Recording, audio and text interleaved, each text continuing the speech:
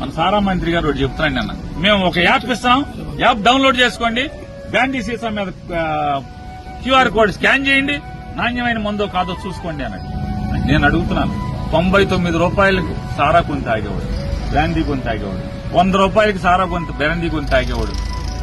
అది cell phone అంటే పెద్ద ఫోన్ ఉండి, క్యూఆర్ ఆండ్రాయిడ్ ఫోను లేదా పెద్ద ఫోన్ ఉండి, చాట్ అంత ఫోన్ ఉండి, దానిలో యాప్ డౌన్లోడ్ చేసుకుని దానిలో సీసా కొనగానే స్కాన్ చేసే పరిస్థితులు ఉన్నాయా?